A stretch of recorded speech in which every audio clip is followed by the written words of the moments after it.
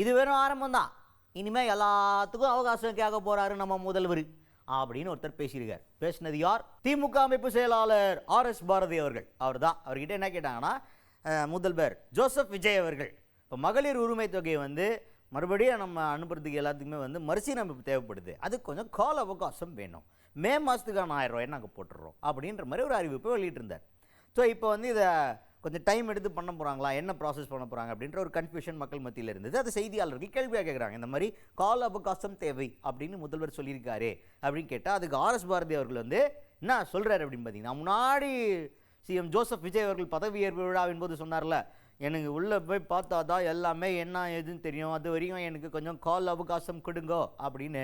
அங்கே கால அவகாசம் கேட்டது மட்டும் இல்லாமல் மகளிர் உரிமை தொகை கொடுக்கறதுக்கும் கால அவகாசம் கேட்டுக்கிறாரு அப்படின்றதெல்லாம் அனலைஸ் பண்ணி RS பாரதி அவர்கள் என்ன சொல்கிறாரு, இவர் இப்போ இனிமேல் இது ஒரு ஆரம்பம் தான், இனிமேல் எல்லாத்துக்கும் கால அவகாசம் கேட்டுனே இருக்க போகிறாரு விஜய் அவர்கள்.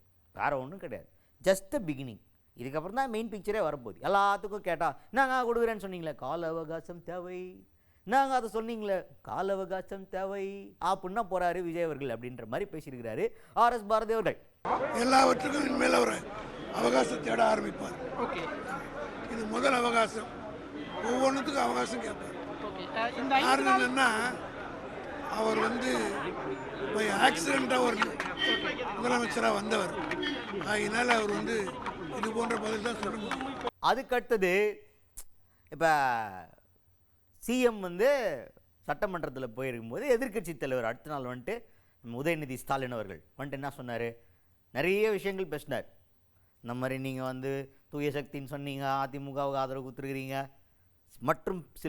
மற்றும் பலர் அவங்களுக்கு ஆதரவு கொடுத்துருக்கிறீங்க அப்படின்ற மாதிரி ஏகப்பட்ட விமர்சனங்களை முன் வச்சார். அதெல்லாம் பார்க்கும்போது என்னடா சட்டமன்றத்தில் இவ்வளோ பேசுகிறாரு விஜய் அவர்கள், கமக்கமாக இப்படி பார்த்துனுக்கிறாரு, என்ன மேட்ரு அப்படின்ற மாதிரி யோசிச்சுருந்தான். சரி எந்திரிச்சு பதில் சொல்லுவார் அப்படின்னு பார்த்தா பதிலே சொல்ல. அவர் சம்மந்தமே எல்லாமே இருந்துச்சு, இதில் நிறைய விஷயங்களை வாசிச்சுட்டு ரெகுலர் சட்டமன்றம் மாதிரி அதை அப்ரோச் பண்ணிட்டு போயிட்டார். என்ன பதிலே வரலையே அப்படின்னு பார்த்துருந்தா கொஞ்ச நேரம் கழிச்சு அறிக்கை வருது, சட்டமன்றம்லாம் முடிஞ்சிச்சு, எல்லாம் சரி கேட்ட கேள்விக்கு பதில் சொல்ல போல, எதிர்கட்சிக்காரங்க கொடுக்குற விமர்சனத்துக்கு பதில் சொல்ல மாட்டார் விஜய் அவர்கள், வித்தியாசமான அப்ரோச்சாக இருக்கும் போல அப்படின்னு பார்த்தா வெளில போயிட்டு அதுக்கப்புறமா 1 மணி நேரம் கழிச்சு ஒரு அறிக்கை விடுறாரு.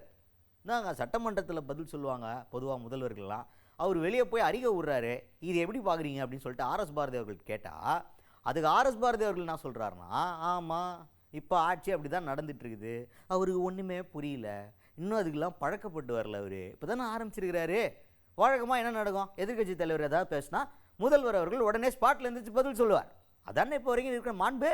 ஆனால் அது இல்லையே, இங்கே அமைதியாக இருந்துட்டு வீட்டுக்கு போய் அறிக்கை விடுறாரு, அதுவும் யாரோ எழுதி கொடுத்த ஸ்கிரிப்டை அறிக்கைன்னு வெளியில் விடுறாரு. வரட்டும் பழகட்டும் என்ன நடக்குதுன்னு பார்ப்போம் அப்படின்ற மாதிரி பேசியிருக்கார் RS பாரதி அவர்கள். ஒரே நாளில் முறையாக சட்டசபையில் மரபு என்ன, எதிர்கட்சி தலைவர் பேசின பிறகு உடனடியாக ரிப்ளை முதலமைச்சரோ அல்லது ஃப்ளோர் லீடரோ சொல்லுவாங்க. அதை சொல்கிறதுக்கு விட்டுட்டு யாரோ எழுதி கொடுத்த அறிக்கையை பின்னாடி வெளியிடுறார். ஸோ ஒரு முன்னுக்கு பின் பிறனாக அரசு போயிட்டுருக்கு. இவர் இன்னும் தெளிவு பெறலை, ஆட்சினா என்னான்னு தெரியல, அதனால அவர் தெளிவான முடிவுக்கு வரட்டும், அதுக்கு பிறகு நாங்கள். அதுக்கடுத்ததா இப்போ அதிமுக பிளவுபட்டு 2ஆக நிற்கிது. அதில் CV சண்முகம், SP வேலுமணி அவர்கள் இவங்களோட தலைமையிலலாம் ஒரு குரூப் ஆஃப் MLAs இருக்கிறாங்க, அந்த பக்கம் இன்னொரு குரூப் ஆஃப் MLAs இருக்கிறாங்க, எடப்பாடி பழனிசாமி அவர்கள் இருக்கார். ஸோ இந்த மாதிரி 2 அணியாக பிரிஞ்சதில் ஒரு அணி தாவேகாவுக்கு சில பேர் ஆதரவு கொடுத்துருக்குறாங்க.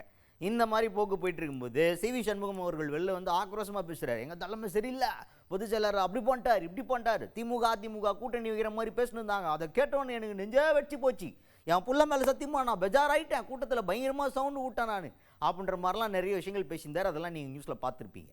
ஸோ இந்த மாதிரி CV சண்முகம் ரியாக்ட் பண்ணுறாரு, தாவேகாவுக்கு ஆதரவு கொடுத்துருக்குறாங்க அவன் தரப்புலேருந்து, இது நீங்கள் எப்படி பார்க்குறீங்க அப்படின்னு கேட்டால் அதுக்கு RS பாரதி அவர்கள் என்ன சொல்கிறாருன்னா, சில பேருக்கெல்லாம் பதவி ஆசை பயங்கரமாக இருக்கும், அவர் CV சண்முகம் அப்படிப்பட்ட ஒரு ஆள், அவருக்கு பதவி வேணும், அதுக்கு என்ன வேணால் பண்ணலாம், எங்கே வேணால் போய் சேரலான்னு யோசித்து பண்ணுங்கிறார். அவர் எப்படின்னா, சில பேர் இறந்து போயிட்டாங்கன்னா அவர் இயற்கை எய்தினார் மறைந்தார் அப்படின்னு போடுவாங்க.